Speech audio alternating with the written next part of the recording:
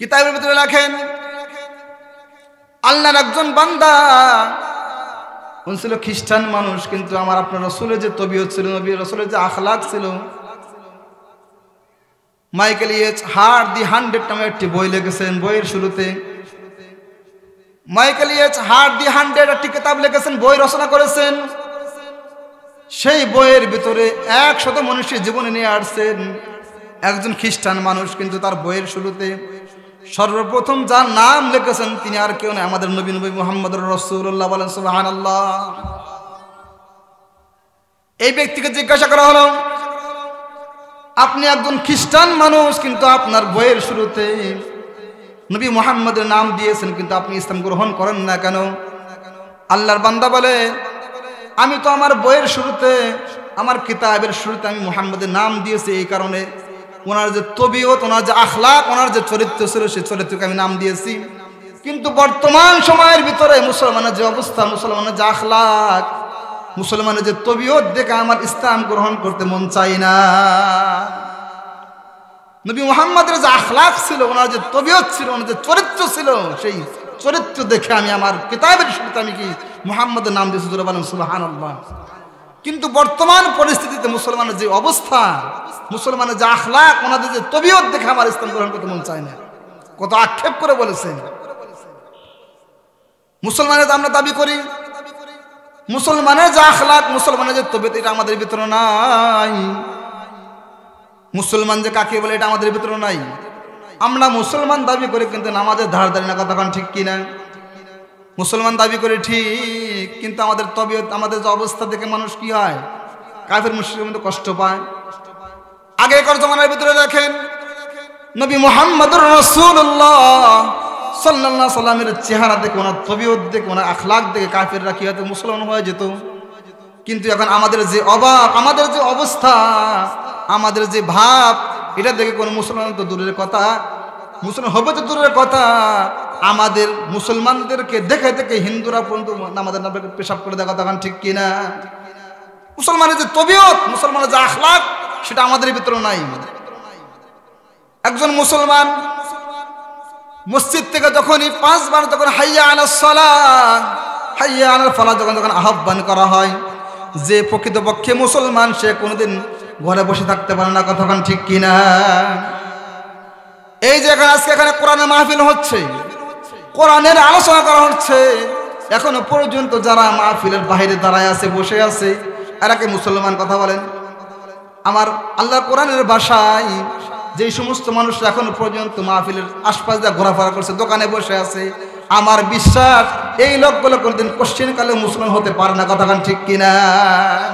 আরো জোরে বলেন ঠিক কিনা? কারণ যে মুসলমান, এখানে কোরআনের আলোচনা করা হচ্ছে, কোরআনের বয়ান করা হচ্ছে, এখনো পর্যন্ত কি দোকানে বসে আছে, আর প্রকৃতপক্ষে মুসলমান হতে পারে না, কতক্ষণ ঠিক কিনা? আজকের এই মাহফিল কি প্রত্যেক দিন হবে? কথা বলেন হবে? প্রত্যেক দিন কিন্তু হবে না। আজকের এই মাহফিল যখন আয়োজন করা হয়েছে, আল্লাহ পাক রব্বুল আলামিন আসমান থেকে এত অগণিত ফেরেশতা নাযিল করেছেন যে সেটা গণনা করে কেউ শেষ করতে পারে না। জোরে বলেন সুবহানাল্লাহ। আল্লাহ পাক রব্বুল আলামিন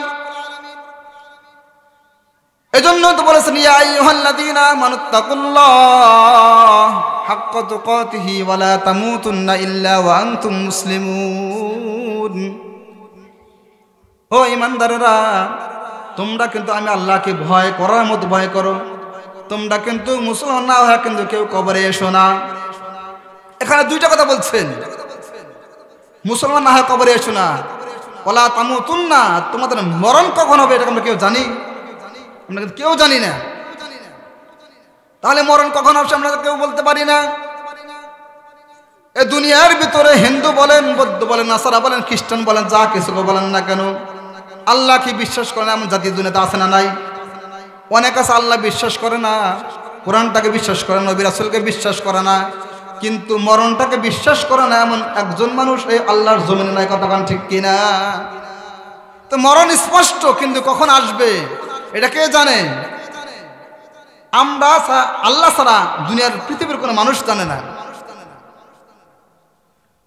জমান একজন বিখ্যাত বুজুর্গ, বিখ্যাত আলেম ইমাম মালিক রহমতুল্লাহি আলাইহি সিয়াসিত্তার কেতাবের ভিতরে একজনের নাম কি ইমাম মালিক রহমতুল্লাহ আলাইহি, বুজুর্গ মানুষ,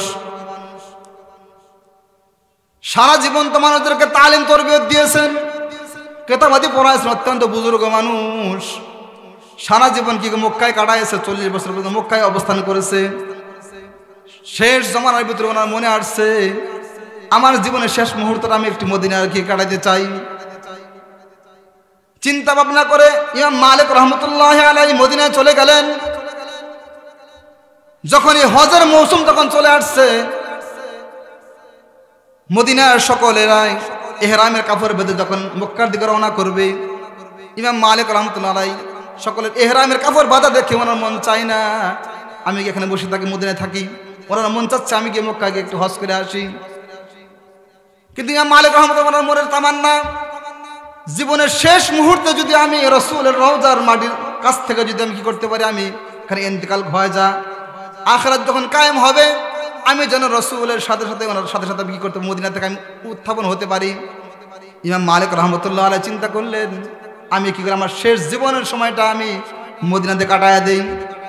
কিন্তু যখনই কি হয়, হজের মৌসুম চলে আসে, ইমাম মালিক রহমতুল্লাহ আলাইহি ওনার মন চায় আমি একটু হজ করে আসি, কিন্তু ওনার মনের তামান্না কখন যেন মরণ এসে যায়, কখন যেন আমার মৃত্যু চলে আসে আমি তো জানি না। আমি এখান থেকে যদি হজ করতে চলে যাই আর যদি মক্কায় আমার ইন্তেকাল হয়ে যায়, আমার জীবনের শেষ মুহূর্তটা আমি তো কি করতে পারলাম, রাসূলের রওজার পাশে থাকতে পারলাম না।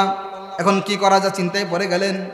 চিন্তা করতে করতে একদিন কি করলেন, ইস্তেখারা করলেন। ইমাম মালিক রহমতুল্লাহ আলাইহি একদিন আমল করে করে একদিন সালাত আদায় করিয়া ঘুমায় গেছে, ইস্তেখারা করছে আমি যদি এখন হজ করতে যাই, আমি ওখানে গিয়ে আমি হজ করে ফিরে আসে পারবো কি পারবো না, এটাকে ইস্তেখারা করছে। ইমাম মালিক রহমতুল্লাহ আলাইহি যখন ইস্তেখারা করছে, রাত্রে যখন ঘুমায় গেছে, স্বপ্নের চোখে তাকায়, স্বপ্নের চোখে দেখে আল্লাহ নবী কি করছেন, ইমাম মালিকের সাথে সাক্ষাৎ করেছে। জোরে বলেন সুবহানাল্লাহ। ইমাম মালিক রহমতুল্লাহ আলাইহিকে রাসূল স্বপ্নের চোখে যখন সাক্ষাৎ করেছে, জনাবে মুহাম্মদুর রাসূলুল্লাহ সাল্লাল্লাহু আলাইহি ওয়াসাল্লাম আসলে কি করেন, 5টি নখ দেখায়ছেন, 5 নখ দেখায়ছে। ইমাম মালিক রহমতুল্লাহ আলাইহি যখন স্বপ্ন যখন ভেঙে গেছে, ঘুম ভেঙে গেছে, পরের দিন যখন সকাল হয়ে গেছে চিন্তা করলো রাসূলের সাথে আমার সাক্ষাৎ হলো, কিন্তু রাসূল আমাকে 5টা আঙ্গুল উঠায় আমাকে দেখা গেল, কি দেখাইল আমি বুঝলাম না। আমি 5 ঘন্টা বাঁচবো নাকি 5 দিন বাঁচবো নাকি 5 বছর বাঁচবো, এটা তো আমাকে রাসূল বলে গেল না। এখন আমি কি করতে পারি? সকাল যখন হয়েছে ইমাম মালিক রহমতুল্লাহ আলাইহি খাদেমকে ডেকে আনছে, ওকে খাদেম তুমি এক্ষুনি গিয়ে জমানার স্বপ্নের যে ব্যাখ্যা দা ইবনে সিরিনের দরবারে চলে যাও, ইবনে সিরিনের কাছে বলো আল্লাহর একজন ওলি, আল্লাহর একজন বান্দা কি করেছেন, রাত্রে রাসূলকে স্বপ্ন যোগে দেখেছে। রাসূল স্বপ্ন যোগে সাক্ষাৎ করে 5টি আঙ্গুল দেখা গেছে, কিন্তু রাসূল আর কিছু বলে নাই। এটা স্বপ্নের আমি তাবির জানতে চাই, এমনকি এটাও বলে দিবা আমি ইমাম মালিক যে স্বপ্নে দেখেছি আমার নামটা যদি তুমি না বলো। জোরে বলেন সুবহানাল্লাহ। খাদেম পরের দিন সকালবেলা জমানার বিখ্যাত স্বপ্নের তাবির যে স্বপ্নের তাবির করে ইমাম ইবনে সিরিন রহমতুল্লাহ আলাইহি দরবারে চলে গেছে। খাদেম গিয়ে বলে ওগো আল্লাহর ওলি, আল্লাহর একজন বান্দা আজকে রাত্রে কি করেন, যখন ঘুমায় গেছে রাসূল ওনার কাছে চলে আসছে, 5টি আঙ্গুল দেখায় দিয়েছে। এই 5টা আঙ্গুল যে দেখায় দিয়েছে আমার মন জানতে চায় এইটার ব্যাখ্যা কি হবে। জোরে বলেন সুবহানাল্লাহ। ইবনে সিরিন রহমতুল্লাহ আলাইহি উনিও বুজুর্গ মানুষ, উনিও চিন্তা করতেছেন যে এই যে আজকে স্বপ্নের যে ব্যাখ্যা জানতে আসছে, এই ব্যাখ্যা জানার জন্য আসছে যে লোকটা স্বপ্নে দেখেছে এটা সাধারণ কোনো মানুষ নয়, এই লোকটা হচ্ছে মদিনার ভিতরে ইমাম মালিক রহমতুল্লাহ আলাইহি। জোরে বলেন সুবহানাল্লাহ। যখন জিজ্ঞাসা করছে আল্লাহর বান্দা তুমি যে স্বপ্নের ব্যাখ্যা চাও, স্বপ্নটা কে দেখেছে, বলে নাম বলতে নিষেধ করে দিয়েছে, নাম বলা যাবে না। ইবনে সিরিন বলেন তুমি যদি নাম না বলো স্বপ্নের ব্যাখ্যাও দেওয়া যাবে না। জোরে বলেন সুবহানাল্লাহ। খাদেম বলে ওগো আল্লাহর ওলি, আপনি যদি অনুমতি দেন তাহলে ওই বান্দাটার নাম কালেকশন করে দেওয়া যাবে, নামটা জিজ্ঞাসা করে বলা যাবে। খাদেম সঙ্গে সঙ্গে ইমাম মালিকের দরবারে চলে গেছে, বলে ওগো আল্লাহর ওলি, আমি যখন স্বপ্নের ব্যাখ্যা যখন চাইলাম, আমি যখন জিজ্ঞাসা করলাম আল্লাহর বান্দা ইবনে সিরিন বলেন, এই যে আপনি স্বপ্ন দেখেছেন, এটা বলেছে এটা আর কোনো মানুষ দেখতে পারে না। স্বপ্ন দেখেছে উনি হলো মদিনার ভিতরে বিখ্যাত আলেম ইমাম মালিক রহমতুল্লাহ আলাইহি। জোরে বলেন সুবহানাল্লাহ। ইমাম মালিক রহমতুল্লাহ বলেন, নাম যেহেতু জেনে গেছে তাহলে লুকার কোনো লাভ নাই, তুমি এক্ষুনি কি আবার জিজ্ঞাসা করো এই স্বপ্নের ব্যাখ্যাটা কি হবে। খাদেম আবার পুনরায় চলে গেছে, জিজ্ঞাসা করছে আল্লাহর ওলি ইমাম মালিক এই স্বপ্ন দেখেছেন। ইবনে সিরিন বলেন, ওগো আল্লাহর বান্দা শোনো, তোমার মনিবকে বলে দিবা, তোমার ওস্তাদকে বলে দিবা, এই যে যেই 5টি আঙ্গুল দেখা গেছে 5টি জ্ঞান, আমি ইবনে সিরিন তো দূরের কথা, দুনিয়ার কোনো আলেম এমনকি দুনিয়ার নবী রাসূলদেরকে 5টি জ্ঞান দেওয়া হয় না। জোরে বলেন সুবহানাল্লাহ। সেই 5টি জ্ঞান কি? আল্লাহ পাক রব্বুল আলামিন বলেন, ইন্নাল্লাহা ইনদাহু ইলমুস সাআহ ওয়া ইউনাজ্জিলুল গায়স ওয়া ইয়ালামু মা ফিল আরহাম ওয়া মা তাদরি নাফসুম মাযা তাকসিবু গাদা ওয়া মা তাদরি নাফসুম বিআইয়ি আরদিন তামুত। জোরে বলেন সুবহানাল্লাহ। আল্লাহ পাক রব্বুল আলামিন বলেন, ইন্নাল্লাহা ইনদাহু ইলমুস সাআহ, কোন জায়গায় বৃষ্টি বর্ষণ হবে এটা জানেন কে? আর জোরে বলেন কে? জানেন একমাত্র আল্লাহ। কোথায় বৃষ্টি হবে, কোথায় রোদ হবে, দুনিয়ার কোনো মানুষ জানেন না, আল্লাহ তাআলা সব কিছু জানেন। কথা কোন ঠিক কিনা? ওয়া ইয়ালামু মা ফিল আরহাম, মায়ের ঘরের ভিতরে ছেলে আছে না মেয়ে আছে জানেন কে? আর জোরে বলেন জানেন কে? আমরা তো মনে করি যখন ডাক্তারের কাছে আমাকে আল্ট্রাসাউন্ডের মাধ্যমে আমাকে জানায় দেয় ছেলে হবে না মেয়ে হবে, আমাকে জানায় দেয়। এমন সময় জানায় দেয় যখন আর এই বাচ্চাটাকে নষ্ট করার সময় থাকে না। কতক্ষণ ঠিক কিনা? এমন সময় যখন যায় ব্রণ আর বাচ্চাটাকে নষ্ট করার কি থাকে না, সিস্টেম থাকে না। কোন মানুষ যদি জানতো যে ওনার গর্ভে থেকে ছেলে হবে না মেয়ে হবে, এইটা যদি মানুষ জানতো তাহলে কোন মানুষের 7টা মেয়ের সন্তান হতো না। কতক্ষণ ঠিক কিনা? কোন মানুষের একাধারে 4টে ছেলে সন্তান হইতো না। একমাত্র জানেন কে? আল্লাহ।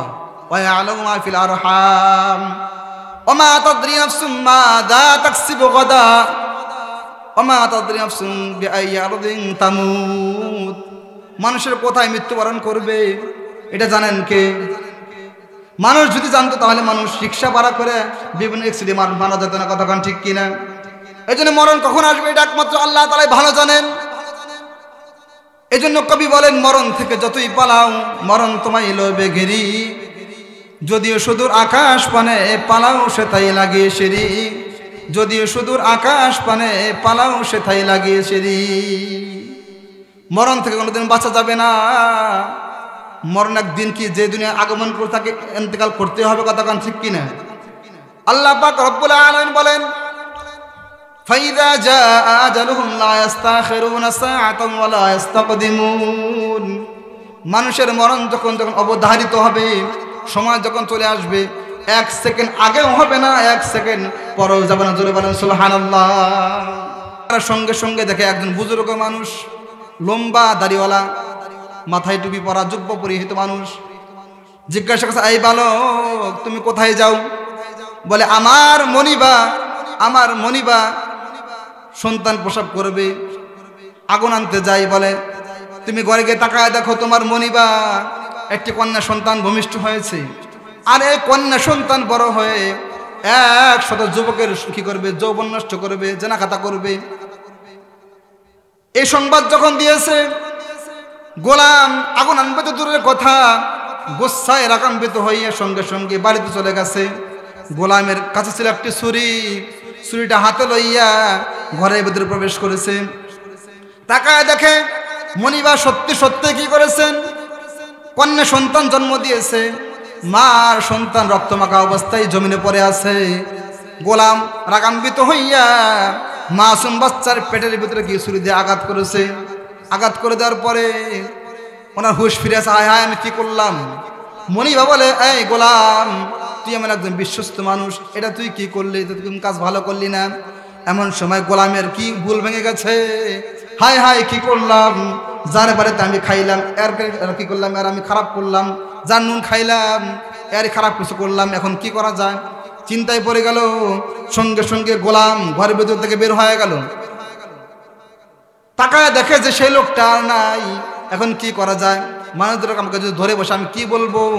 এই যে ছোট্ট একটু বাঁচন বাচ্চা, এই মহিলাটা জন্মগ্রহণ করেছে, এই বাচ্চাটা দুনিয়াতে আগমন করে 100 যুবকের যৌবন নষ্ট করবে, জেনা খাতা করবে, এটা মানুষদের কিভাবে বুঝবে? আমি কিভাবে বুঝাইবো? চিন্তায় পড়ে গেল। হায় হায়, এখন কি করা যায়? এমন তো অবস্থায় আল্লাহর বান্দা ঘরের বাইরে চলে গেল। চিন্তা করলো, যে বুজুর্গ ব্যক্তিটা আমাকে সংবাদ দিয়েছে, আমাকে ভবিষ্যৎবাণী শোনা গেছে, ওনাকে আমি যদি পাই তাহলে ওনার মাধ্যমে মানুষদেরকে বোঝানো সম্ভব। কতক্ষণ ঠিক কিনা? আল্লাহর বান্দা বালক যখন বাইরে বের হয়ে গেছে, তন্ন তন্ন খোঁজাখুঁজি করছে, কিন্তু সেই মুরব্বীকে পাওয়া যায় না। এমন তো অবস্থায় কোনো দিশামিশা না পায়া কি করলো? দেশান্তর হয়ে গেল। যুবকটা ওই এলাকা থেকে পালায়া বহুদূর চলে গেল। বহুদূর চলে যাওয়ার পর একটি অন্য এলাকায় গিয়ে কি করলো? জীবনযাপন করা শুরু করলো। মানুষ কি হয়? জিরোর থেকে অনেক সময় হিরো হয় না? এই আল্লাহর বান্দা জিরোর থেকে হিরো হয়ে গেল। কামাই কাজি করা শুরু করে দিয়েছে। কামাই করতে করতে অনেক টাকা পয়সা উপার্জন করেছে। টাকা পয়সা বাড়িতে পাঠায় দিয়েছে। বাড়িতে টাকা পয়সা পাঠানোর পরে বাড়ি ঘর যখন সুন্দর করে রাজপ্রসাদ যখন তৈরি করেছে, মা বাবাকে বলে, ওগো মা, ওগো আমার বাবা, আমি তো অনেকগুলো টাকা পয়সা উপার্জন করলাম, টাকা পয়সা কামাই করেছি, এখন আমার বিবাহের বয়স হয়েছে, আমার সুঠাম দেহ হয়েছে, এখন আমার বাড়ির জন্য আমার জন্য একটি ভালো সুন্দরী মহিলার দরকার। ওগো বাবা, ওগো মা, আমার জন্য একটি কি করেন? পাত্রীর ব্যবস্থা করেন। মা বাবা চিন্তা করলো, আমাদের সুন্দর একটা বাড়ি, এই বাড়ির ভিতরে সুন্দর একটি মহিলার দরকার, একটি আমাদের পুত্রবধূ হওয়া দরকার। এলাকার ভিতরে হন্য করে খোঁজাখুঁজি করে এলাকার ভিতর থেকে সুন্দর একটি কি করলো? মহিলাটা কি করলো? একটা মেয়েকে কি করলো? পুত্রবধূ হিসাবে কি করলো? বাছাই করলো। সন্তানকে বলা হয়, সন্তান, তোমার জন্য একটি কি করেছে? আমি পাত্রী দেখেছি, পুত্রবধূ দেখেছি, সুন্দর একটি মহিলা আমি দেখেছি। ওগো বাবা, তুমি বাড়িতে চলে আসো। আল্লাহর বান্দা বাড়িতে চলে আসছে। কি করছে? বিবাহের সরঞ্জাম শুরু করে দিয়েছে, বিবাহের কার্যক্রম শুরু করে দিয়েছে। এক পর্যায়ে আল্লাহর বান্দা বান্দির কি করল? বিবাহ বন্ধনে আবদ্ধ করে দিয়েছে। স্ত্রীকে নিয়ে এখন ঘরের ভিতরে যখন প্রবেশ করেছে, রাত্রি যখন হয়েছে, স্বামীর স্ত্রী যখন কি করবে? বাসর ঘর করবে, রাত্রি জাগরণ যখন রাত্রি যাপন করবে, এমন সময় তাকায় দেখে ওই বান্দার স্ত্রীর পেটের ভিতরে কি দেখা যায়? একটু ক্ষত চিহ্ন দেখা যায়। জিজ্ঞাসা করে, প্রাণের বিবিরে, তুমি কি কোনোদিন অ্যাক্সিডেন্ট হয়েছিল কি না? বলে, ওকে প্রাণের স্বামী, আমার মায়ের একজন গোলাম ছিল, যে গোলামটা আমি যখন ভূমিষ্ঠ হয়েছি, আমি ভূমিষ্ঠ হওয়ার পরে আমার মার বিশ্বস্ত গোলাম আমার পেটের ভিতরে ছুরির আঘাত করে আমাকে ক্ষত বিক্ষত করে দিয়েছে। আমার মা আমাকে সুই সুতা দিয়ে কি করে দিয়েছে? আমার পেটটাকে সেলাই করে দিয়েছে। আল্লাহ পাক রব্বুল আলামিন হায়াত দিয়েছে, আমি মরি নাই। এই যে ক্ষত চিহ্ন দেখা যায়, আমার মার গোলাম আমাকে পেটের ভিতরে ছুরি দিয়ে আঘাত করেছিল। জোরে বলেন সুবহানাল্লাহ। আল্লাহ তাআলা বান্দা হতভম্ব হয়ে গেছে। হাই হাই বলে কি? এই মহিলার জন্য ভবিষ্যৎবাণী শুনে গিয়েছিল, তাহলে তো আমাকে যেই মুরব্বী বাবা আমাকে যে ভবিষ্যৎবাণী শুনে সবগুলো তো ওনার ঠিক হবে। জিজ্ঞাসা করেছে, ওগো আল্লাহর বান্দি, ওগো প্রাণের বিবি রে, তোমার পেটের ভিতরে যে ছুরি দিয়ে আঘাত করেছিল ওটা অন্য কোনো মানুষ নয়। তুমি আজকে একটি সুসংবাদ শুনে নাও, তোমার পেটের ভিতরে যে আঘাত করেছিল, ছুরি দিয়ে আঘাত করেছে, কেটে দিয়েছে, ওটা অন্য কোনো মানুষ নয়, সেই মানুষটাই ছিলাম আমি, গোলাম। জোরে বলেন সুবহানাল্লাহ। সে লোক আর কেউ না, আমি তোমার পেটে ছুরি দিয়ে আঘাত করে দিয়েছিলাম। কিন্তু প্রাণের বিবিরে, আমাকে যে সেই বৃদ্ধ মানুষটা আমাকে যেই আদেশ করে দিয়েছে, আমাকে ভবিষ্যৎবাণী শোনা দিয়েছিল, যেহেতু তুমি আমার স্ত্রী, আমাকে যে ভবিষ্যৎবাণী শোনা, এটাও মনে সত্যই হবে। আমাকে ওই আল্লাহর বান্দা আমাকে ভবিষ্যৎবাণী শোনা দিয়েছিল, তোমার মা তোমাকে মেয়ে সন্তান হিসেবে ভূমিষ্ঠ করবে, তুমি দুনিয়ায় গিয়ে 100 যুবকের সাথে জেনা খাতা করবে। মনে অবশ্যই করেছে। বলা হয় আল্লাহর বান্দি হতভম্ব হয়ে গেছে। ধরা যখন খেয়ে গেলাম, লোকার তো কোনো লাভ নাই। ওকে প্রাণের স্বামী রে, আমি তো অবশ্যই 100 কি করেছি? যুবকের যৌবন নষ্ট করেছি, জেনা খাতা করেছি। ওকে প্রাণের স্বামী, আমি জেনা খাতা করেছি, কিন্তু আমি আল্লাহর দরবারে এমন ভাবে তওবা করেছি, আমার আল্লাহ পাক রব্বুল আলামিন মনে হয় আমার গুনাহ খাতা মাফ করে দিয়েছে। জোরে বলেন সুবহানাল্লাহ। যে এমন তওবা আমি করেছি, মনে হয় আল্লাহ আমাকে মাফ করে দিয়েছে। জোরে বলেন সুবহানাল্লাহ। আল্লাহর বান্দা যুবক বলেন, তুমি যেহেতু ধরা খেয়ে গেছো, আমার বিষয়ে তুমি জেনে গেছো, সুতরাং তোমাকে আমি এখন আর মারবো না। আমাকে আর একটি ভবিষ্যৎবাণী শোনা গেছে। তুমি কি করবা? একসাথে যুবকের সাথে যৌবন নষ্ট করবা, জেনাখাতা করবা। শুধু তাই নয়, তোমাকে একটি মাকড়সার মাধ্যমে দুনিয়ার থেকে ইন্তেকাল করবা। জোরে বলুন সুবহানাল্লাহ। আল্লাহর বান্দি বলেন, প্রাণের স্বামী, এটা আপনি বলেন কি? আপনি তো একজন নামি দামি মানুষ, সুন্দর প্রাসাদ তৈরি করেছেন। আপনি আমার জন্য কি করেন? আমার জন্য এমন একটি প্রাসাদ নির্মাণ করেন, আপনার বিল্ডিং এর উপরে এমন একটি কাছে ঘেরা একটি প্রাসাদ নির্মাণ করবেন, যে ঘরের ভিতরে থেকে আমাকে মাকড়সার দূরের কথা, সেই ঘরের ভিতরে একটি পিপিলিকা পর্যন্ত প্রবেশ করতে না পারে। আল্লাহর বান্দা চিন্তা করলো, প্রাণের স্বামীর জন্য, স্ত্রীর জন্য চিন্তা করলো, যাকে আমি এত কষ্ট করে কি করেছি, আমি বিবাহ শাদী করেছি, এত সুন্দর একজন মহিলা, এর জন্য অবশ্যই আমি কি করবো? একটি প্রাসাদ নির্মাণ করব। আল্লাহর বান্দা কি করলো?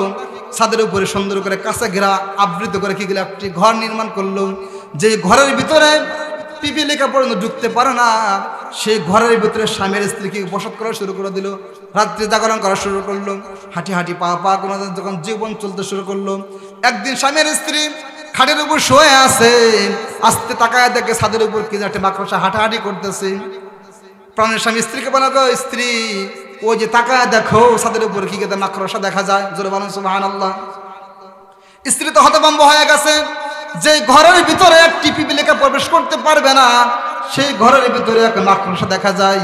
চিন্তা করলো, একটু জিদও করলো, যে আমি ছোট অবস্থায় অনেকগুলো মাকড়সা তো কি করতে হাত দিয়ে টিপে টিপে কি হত্যা করেছি, পা দিয়ে পিষায় ফেলেছি, আজকে নাকি এই মাকড়সার মাধ্যমে আমার জীবন চলে যাবে, এটা কোশ্চেন গেলে বিশ্বাস করা যায় না। আল্লাহর বান্দি রাগান্বিত হইয়া, মহিলা মানুষ অতি সহজে রাগান্বিত হয়ে গেছে, রাগ উঠে গেছে, ঝাড়ু দিয়ে কি করেছেন, ছাদের উপর থেকে মাকড়সাকে ফ্লোরে ফালায় দিয়েছে। ফেলে দেওয়ার পরে পা দিয়ে কি করেছেন, আগে তো ঝাড়ু দিয়ে পিটায় মারছেই, এরপরে রাগ ক্ষান্ত হয় না, আল্লাহর বান্দি কি করেছেন, পা দিয়ে পিছায় ফেলছেন। পা দিয়ে যখন পিছায় ফেলে দিয়েছে, এমন তো অবস্থায় আল্লাহ পাক রব্বুল আলামিন তোমাকে মালাকুল মউত সে পাঠিয়ে দিয়েছেন। আল্লাহ পাক রব্বুল আলামিন ওই তো মাকড়সা নয়, ওটা তো মাকড়সা বিষয়, আল্লাহ পাক মালাকুল মউতকে পাঠিয়ে দিয়েছেন। জোরে বলেন সুবহানাল্লাহ। যখনই এই আল্লাহ তাআলার বান্দি পা দিয়ে যখন মাকড়সাকে যখন পিছায় ফেলছে, এই মাকড়সার মাধ্যমেই গোসার ভিতরে এমনভাবে বিষাক্ত যখন ঢুকে গেছে, সেই বিষাক্তর মাধ্যমে আল্লাহ তাআলার বান্দি দুনিয়ার থেকে ইন্তেকাল করেছে। জোরে বলেন সুবহানাল্লাহ। এজন্য মরণ কখন আসবে এটা কেউ বলতে পারে না। এজন্য তো কবি বলেন, মরণ থেকে যতই পালাও মরণ তোমায় লইবে গিরি, যদি সুদূর আকাশ পানে পালাও সেটাই লাগিয়ে সেরি। কেউ যদি মরণ থেকে বাঁচানোর জন্য আইসের ভিতরে যদি প্রবেশ করে, গ্যালাক্সির ভিতরে যদি যান, সেন্দুকের ভিতরে যদি, সেখানে মালাকুল মউত যেতে পারেন কিনা? কথা বলেন, যেতে পারেন কিনা? মানুষ যেখানেই যাক, সাত তবক জমিনের নিচেও যদি কোনো মানুষ যান, সেখানে আজরাইল যেতে পারবে না। আজরাইল সব জায়গায় যেতে সক্ষম। এজন্য আমরা মরণের প্রস্তুতি নেই। যারা ঈমানদার তারা তো মরণ দেখে ভয়ই পায় না। কথা বলেন ঠিক কিনা? মরণের যে কষ্ট, মরণের যে কি যন্ত্রণা, হযরত ইদ্রিস আলাইহিস সালাম আল্লাহ তাআলা নবী, জলিলুল কদর একজন নবী, এই নবী মরণের কি স্বাদ গ্রহণ করেছেন। সংক্ষিপ্ত করে, আমার সময় কম। ইদ্রিস আলাইহিস সালাম স্বাদের মৃত্যু চাইছিলেন, স্বাদের মৃত্যু, যে মৃত্যু হওয়ার পরে কি কি কষ্ট, কি যন্ত্রণা দেখতে চাই। আজরাইলকে আল্লাহ তাআলা পাঠিয়ে দিয়েছেন, তুমি কি করো? আজরাইল একদিন গেছেন ইদ্রিসের দরবারে, ইদ্রিস সালামকে অত্যন্ত মহাব্বত করে ভালোবাসছেন। আল্লাহকে বলেন, ওগো আল্লাহ, আপনার নবী ইদ্রিস সালাম আমাকে পছন্দ করি, ভালোবাসি, ওনার সাথে আমি সাক্ষাৎ করতে চাই, ওনার তো বন্ধুত্ব করতে চাই। কি করলো? আল্লাহ বলে, ঠিক আছে যাও, তুমি বন্ধুত্ব করো। এমন তো অবস্থায় মালাকুল মউত গেল ইদ্রিস সালামের দরবারে, বলো, ওগো আল্লাহ নবী, আমি আপনার সাথে বন্ধুত্ব হতে চাই, বন্ধুত্ব করতে চাই। ইদ্রিস সালাম বলেন, আমি তোমাকে বন্ধুত্ব বানাবো, আমাকে 3টি শর্ত আছে।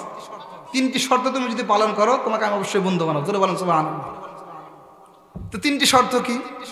একটি শর্ত দিয়েছে। 1 নম্বর শর্ত হচ্ছে, আমি মরতে চাই, মরার পর আমাকে মানে জীবিত করো, যেন আমি মৃত্যুর কি কষ্ট এটা আমি দেখতে চাই, জানতে চাই। তো মালাকুল মউত আল্লাহকে বলবো, আল্লাহ আসলাম দোস্তি করতে, বন্ধু হওয়ার জন্য, এখন দেখি যে সেই শর্ত দেয়, কি করব? আল্লাহ বলে, ঠিক আছে করো, যেহেতু মরণের কি কষ্ট হচ্ছে জানতে চায়, তুমি মনে জান কবজা করে আবার কি জানা ফিরে দাও। জোরে বলেন সুবহানাল্লাহ। যাই হোক, জান কবজা করেছে, আবার কি জান ফিরে দিয়েছে। দ্বিতীয় শর্ত বলছে তাহলে ওগো আল্লাহ নবী ইদ্রিস আমি এখন বন্ধু বানান। বলে আমার আরো দুইটি শর্ত আছে। আরো দুইটি শর্ত কি? তোমাকে বন্ধু বানাবো ঠিক, আর একটি শর্ত হচ্ছে আমি একটু জাহান্নামে যেতে চাই। জোরে বলেন সুবহানাল্লাহ। মালাকুল মাউত বলে ওগো আল্লাহ, হ্যাঁ আবার কি শর্ত দিল? সে আবার জাহান্নামে যেতে চায়। বলে ঠিক আছে দাও, তাকে জাহান্নামে দেওয়া ফিরে নিয়ে আসো। জাহান্নামে যেতে ফিরেও নিয়ে আসো। সংক্ষিপ্ত করে বলছি। আর একটি শর্ত দিয়েছে আমি একটু জান্নাতে যেতে চাই। তখন মালাকুল ওগো আল্লাহ আবার জান্নাতে যেতে চাই। বলে ঠিক আছে দাও, কিন্তু রাখো না, কিন্তু নিয়ে আইসো। জান্নাতে পৌঁছায় দিয়েছে। আর হাই হাই টাইটাই দিয়ে দিচ্ছে, আর না তোমাকে আর কি আমি বন্ধু বানাবো না। এখন যদি বন্ধু হতে চাও তাহলে কি তুমি জান্নাতের ভিতরে চলে আসো। বলে আপনি তো শর্ত দিয়েছেন ঢুকবেন আর বের হবেন। ইদ্রিস সালাম বলে যে নাকি একবার মৃত্যুবরণ করে আর কোনোদিন মৃত্যুবরণ, আমি একবার মৃত্যু হয়েছে, আমি মৃত্যুবরণ করেছি। আমি ইদ্রিস জাহান্নামে গিয়েছি। মানুষের মরণ একবার হয়, মানুষ একবারই জাহান্নামে যা, আমি মরণ আমার একবার হয়েছে, একবার আমি জাহান্নামে গিয়েছি। আর মানুষ যখন জান্নাতে যা চিরস্থায়ীভাবে জান্নাতে থাকে, কোনোদিন ফিরে আসে না। জোরে বলেন সুবহানাল্লাহ। এখন যদি আমার বন্ধু হতে চাও তাহলে জান্নাতের ভিতরে চলে আসো। জোরে বলেন সুবহানাল্লাহ। এজন্য যেটা বলতে চাই যে মরণের যে কষ্ট, মরণের যে কি যন্ত্রণা, আমাকে জিজ্ঞাসা করা হয়েছিল যে আমাকে শখের মৃত্যু জিজ্ঞাসা করছে আপনি কি কষ্ট পেয়েছেন। বলে একটি ছাগলকে যদি মাথা যখন গাছের সাথে যখন ঝুলায় যখন টান দেন, অর্ধেক যখন বের করে যে কষ্ট হয়, আর একটা যখন বের করে ফেলে যেরকম কষ্ট হয়, এর চাইতে লক্ষ লক্ষ কোটি কোটি কষ্ট হয়েছে আমার শখের মৃত্যুর ভিতরে। জোরে বলেন সুবহানাল্লাহ। মরণের যন্ত্রণা অনেক বেশি, অনেক কষ্ট। একজন সবজি বিক্রেতা, একজন আল্লাহওয়ালা একজন ব্যক্তি সবজি বিক্রেতা, দেখেন তারা ইমানদার যারা, তারা মরণ দেখে কোনোদিন ভয় পায় না। জোরে বলেন সুবহানাল্লাহ। যারা ইমানদার, যাদের ভিতরে ইমান আছে, তারা কোনোদিন মরণ দেখে ভয় পায় না। তেমন একজন ব্যক্তি সবজি বিক্রেতা, আল্লাহ তাআলার বান্দা, ইমানদার মানুষ সবজি বিক্রি করার জন্য বাজারে যাচ্ছে। পথে মধ্যে মালাকুল মাউত আজরাইল মানবরূপে এসে কি করেছেন, সালাম দিয়েছে আসসালামু আলাইকুম ওয়া রাহমাতুল্লাহ বলে রাস্তাকে কি করেছেন, অবরোধ করে দিয়েছে। আল্লাহ তাআলার বান্দা ইমানদার ব্যক্তি সালামের জবাব নিয়েছে ওয়া আলাইকুম আসসালাম ওয়া রাহমাতুল্লাহ। মান আনতা, আপনি কে? মালাকুল মাউত আজরাইল বলে আমি আজরাইল আলাইহিস সালাম। ইমানদার বান্দা, দেখো ওনার ইমানের কি তেজস্বী, ইমানের কি পাওয়ার। আল্লাহ তাআলা বান্দা যখন মালাকুল মাউত আজরাইলকে দেখেছে, জিজ্ঞাসা করেছে আপনি কে? বলে আমি মালাকুল মাউত। আল্লাহ তাআলা বান্দা বলেন আমি একজন সাধারণ মানুষ। ওগো আজরাইল ভাই, আপনি তো অবশ্যই আমাকে জান কবজ করার জন্য আসছেন, আমাকে অবশ্যই তো জান কবজ করবেন, কিন্তু আমার একটি আরজি আছে। ওগো আজরাইল ভাই, আমি যখন বাড়ির থেকে বের হই, সুন্দর করে ওযু করে আমি বাড়ির থেকে বের হয়েছি। এই যে আমার কাঁধের ভিতরে একটা গামছা দেখছেন, গামছাটা যেখানে আল্লাহ তাআলার হুকুম হয়, আজান হয়, সেখানে বিছায় আমি নামাজ আদায় করে। জোরে বলেন সুবহানাল্লাহ। ওগো আজরাইল ভাই, আমি জীবনে কি করেছি না করেছি এটা আমি জানি না, একমাত্র আমার আল্লাহ তাআলা জানে। আপনি যেহেতু আসছেন, আমাকে অবশ্যই আপনি নিয়ে যাবেন, আমার জান আপনি অবশ্যই কবজ করবেন, কিন্তু আপনার কাছে একটি আরজি জানাইতে চাই, একটি অনুরোধ পেশ করতে চাই। ওগো আজরাইল ভাই, আমাকে তো আপনি অবশ্যই নিয়ে যাবেন, কিন্তু নিয়ে যাওয়ার আগে আমাকে 2 রাকাত সালাত আদায় করার সময় দেন। আমার জীবনের শেষ মুহূর্তে যেন আমি আল্লাহ তাআলার কদমে সেজদায় পড়তে পারি। জোরে বলেন সুবহানাল্লাহ। এমনকি যখন হাসরের মাঠ যখন কায়েম হয়ে যাবে, আমি যেন আল্লাহ পাক রব্বুল আলামিনের দরবারে যখন এই আমলটা আমি পেশ করতে চাই, পেশ করতে পারি। ওগো আল্লাহ,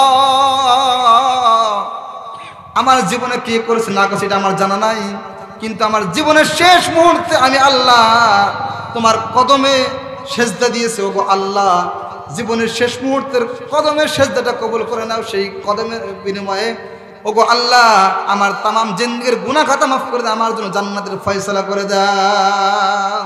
জোরে বলেন সুবহানাল্লাহ। এই যে ইমানদার, যে আমি তো জীবনে কি করেছি, জীবনে তো সেরকম বন্দেগী করতে পারি নাই, যতটুকু করেছি এটা আল্লাহ তাআলা কবুল করবেন কি না জানি না, তবে আমার মনের তামান্না জীবনের শেষ মুহূর্ত আমি আল্লাহ তাআলার কদমে সেজদায় পড়ে যাব। যখন আমি কি করে, আমি যখন রুকুতে যাব, চলে যাব, সেজদায় চলে যাব, সেজদায় যখন চলে যাব, সেই সেজদা মুহূর্তে আমার জানটা তুমি কবজ করে নিবা। কারণ আমি জীবনে যা কিছু করেছি না কেন, সব কিছু আমার আল্লাহ তাআলা জানেন, কিন্তু জীবনের শেষ মুহূর্তে যে ইবাদতটা করেছি, আল্লাহ তাআলা কুদরতি পায়ে সেজদা দিয়েছি, এই সেজদার বিনিময়ে আল্লাহ দরবারে আমি পেশ করব। গো আল্লাহ, আমার জীবনের শেষ মুহূর্তের ইবাদতটা কবুল করে নিয়ে আমার জিন্দেগীর গুনাহখাতা মাফ করে দে, আমার জন্য জান্নাতের ফয়সালা করে দেয়। সুবহানাল্লাহ বলেন। এজন্য ভাই বাবজানেরা যারা আছেন, আসলেই তো আল্লাহ পাক রব্বুল আলামিন আমাদেরকে দুনিয়াতে পাঠাইছেন, এমনি পাঠাইছেন। কথা বলেন, এমনি পাঠাইছেন? এমনি কিন্তু আল্লাহ আমাদেরকে পাঠান নাই। আল্লাহ তার একটা উদ্দেশ্য নিয়েই আল্লাহ তারা মানুষ পাঠাইছেন। এই জমিনের ভিতরে আমরা কি করে আমরা বাড়ি ঘর করি, 10 তলা 20 তলা কি করে আমরা ফ্ল্যাট তৈরি করি, বিল্ডিং তৈরি করি, একটা উদ্দেশ্য আছে না নাই? আছে। উদ্দেশ্য কি? আমরা হয়তো বাকি এটাকে ঘর ভাড়া দিব, ভাড়া দিয়ে টাকা হাসিল করে আমরা কি অর্থ উপার্জন করব। আল্লাহ তাআলা বলেন, ওগো আমার বান্দারা, এই দুনিয়াতে আমি তোমাদেরকে এমনি কিন্তু বানাই নাই, আমি আল্লাহ তাআলা তোমাদের একটা উদ্দেশ্য নিয়ে বানাইছি। জোরে বলেন সুবহানাল্লাহ। সেই উদ্দেশ্য কি? আল্লাহ তাআলা বলেন, ওমা খালাকাতুল জিন্না ওয়াল ইনসা ইল্লা লিয়াবুদুন, ওমা খালাকাতুল জিন্না ওয়াল ইনসা ইল্লা লিয়াবুদুন। আমি আল্লাহ পাক রব্বুল আলামিন মানুষ আর জিন জাতিকে আমার ইবাদতের জন্য বানাইছি, অন্য কোনো উদ্দেশ্য নয়। আমার বান্দারা যদি আমার ইবাদত বন্দি করে, আমি আল্লাহ তাআলা গোলামি করে, আমি আল্লাহ তাআলার হুকুম আহকাম মেনে চলে, আমি আল্লাহ পাক রব্বুল আলামিন ওয়াদা করলাম যারা আমার হুকুম আহকাম মেনে চলবে, আমি আল্লাহ পাক রব্বুল আলামিন সেই সমস্ত বান্দাদেরকে যাচাই বাছাই করে আমার জান্নাতে প্রবেশ করা দেয়। জোরে বলেন সুবহানাল্লাহ। আল্লাহ পাক রব্বুল আলামিন বলেন, ওগো আমার ফেরেশতারা, তোমাদেরকে আমি আল্লাহ তাআলা কি করে সৃষ্টি করেছি?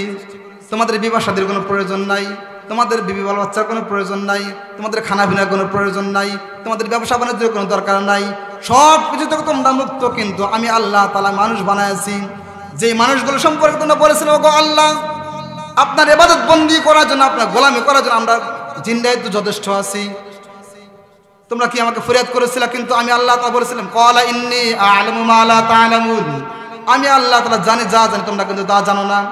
ওগো আমার ফেরেশতারা, তোমরা জেনে রাখো, যে সমস্ত বান্দাদেরকে আমি আল্লাহ তাআলা জমিনে পাঠিয়ে দিয়েছি, তারা জমিনে গিয়ে আমি আল্লাহ তাআলা কি করে হুকুম আহকাম পালন করবে। এমনকি এত ব্যস্ততার মধ্যেও যদি আমার বান্দারা আমি আল্লাহকে আল্লাহ বলে ডাক দেয়, ওগো ফেরেশতারা তোমরা সাক্ষী থাকো, আমার বান্দা আমাকে আল্লাহ বলে ডাক দেওয়ার কারণে আমি আল্লাহ পাক রব্বুল আলামিন সেই বান্দার পিছনের সমস্ত গুনাহ খাতা মাফ করে দেই। জোরে কোন সুবহানাল্লাহ। এজন্য যে সমস্ত বান্দারা আল্লাহ পাক রব্বুল আলামিনের হুকুম আহকাম মেনে চলবে, আল্লাহ তাআলা গুণগান গাইবে, আল্লাহ তাআলা কি করে ইবাদত বন্দি করবে। আল্লাহ পাক রব্বুল আলামিন বলেন, আমার বান্দা আমার ইবাদত করবে ঠিক, কিন্তু সেই ইবাদত বন্দি করে তারা নিজেদের উপকৃত হবে, নিজেরা লাভবান হবে। এটাই আমার বান্দা আমার ইবাদত বন্দি করার কারণে এই সমস্ত বান্দারা আখিরাতের ময়দানে যখন আল্লাহ তাআলা হাশরের মাঠ যখন কায়েম করবে, আল্লাহ পাক রব্বুল আলামিন বান্দাদেরকে বেছে বেছে যে সমস্ত বান্দারা আল্লাহর হুকুম আহকাম পালন করবে, আল্লাহ তাআলার গুণগান গাইবে, নামাজ কালাম আদায় করবে, ওই সমস্ত বান্দাদেরকে আল্লাহ পাক রব্বুল আলামিন কুদরতি হাতে বেছে নিয়ে আল্লাহ তাআলার বানানো জান্নাতে পৌঁছায় দেয়। জোরে বলেন সুবহানাল্লাহ।